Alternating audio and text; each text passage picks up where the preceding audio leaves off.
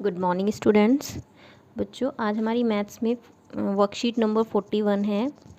इसके बारे में मैंने आपको डिटेल में सारी फॉर्मूले और सभी चीज़ें बताई हुई हैं। तो आज लास्ट वर्कशीट में हमने घन और घनाभ के पृष्ठीय क्षेत्रफल और संपूर्ण पृष्ठीय क्षेत्रफल पढ़े थे और उसी के ऊपर हमारे क्वेश्चंस थे। और आज हमारा जो टॉपिक है उसी से आगे बढ़ाते हुए हमें घन और घनाभ का आयतन ज्ञात करना है। तो सबसे पहले उसमें आयतन के बारे में आपको बड़े अच्छे से समझाया गया है वर्कशीट में। तो आप उस वर्कशीट को कि आयतन क्या होता है, आयतन के बारे में मैंने आपको बताया था कि अगर हमारे पास कोई भी डब्बा है, उसने कितना स्पेस घेरा हुआ है। स्पेस का मतलब होता है उसके अंदर कितनी हवा है, या कोई लिक्विड अगर है तो कितना लिक्विड है। जो वो अंदर के एरिए को घेरता है उसको आयतन से नापते हैं। तो आज की वर्कशीट में हमें आयतन के बारे में ही बताया गया है। तो इसके ऊपर क्वेश्चंस हैं आयतन के ऊपर, घन और घनाभ के आयतन।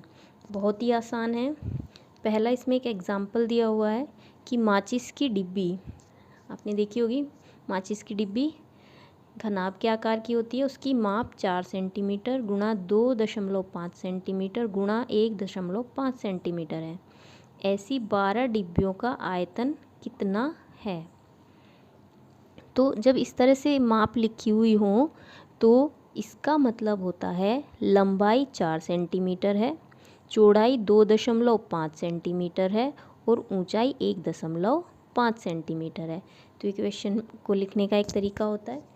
अब इसमें आपको लंबाई, चौड़ाई और ऊंचाई ज्ञात है और ऐसी 12 डिब्बियाँ हैं, तो एक का आयतन ज्ञात करना है। तो फॉर्मूले सभी ने याद कर लिए होंगे। अगर नहीं किए हैं तो उनको अपनी कॉपी में अच्छे से लिखो और उनको आपको लर्न करना है सभी फॉर्मूलाज को।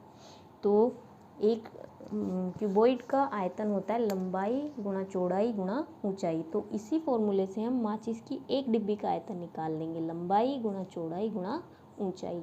और इसका मात्रक आएगा घन सेंटीमीटर, घन सेंटीमीटर। और घन सेंटीमीटर को हम कैसे लिखेंगे, या तो लिखेंगे हम घन सेंटीमीटर या सेंटीमीटर की घात 3 लिखनी है। वर्ग मीटर में तो 2 लिखते थे, घन सेंटीमीटर यानी उस चीज़ को 3 बार गुना करनी है तो 3 घात आएगी यहाँ। ठीक है, तो मात्रक का ध्यान रखना है आयतन निकालते हुए। तो एक डिब्बी का आयतन निकाल लोगे। एक डिब्बी का आयतन निकालने के बाद हमें ऐसी 12 डिब्बियों का आयतन निकालना है। तो 12 डिब्बियों का आयतन होगा बराबर 12 गुणा 1 डिब्बी का आयतन। 12 से उसे मल्टीप्लाई कर दोगे तो वो आपका 12 डिब्बियों का आयतन आ जाएगा। तो कर लोगे इस क्वेश्चन को आराम से। एक्चुअली एग्जाम्पल है।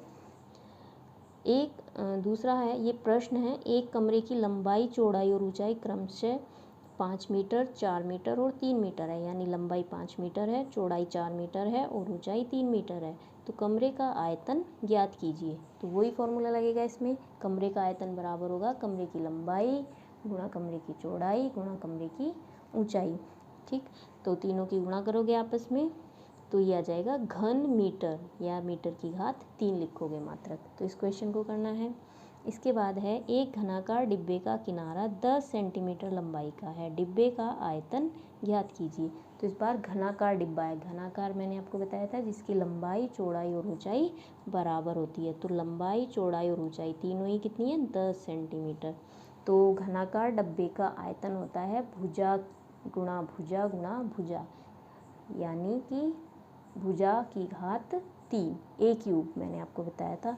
तो 10 की आपस में 3 बार गुणा करोगे, 10 गुणा 10 गुणा 10 घन सेंटीमीटर। गुणा करने के बाद लिख दोगे तो ये आ जाएगा हमारा डिब्बे का आयतन।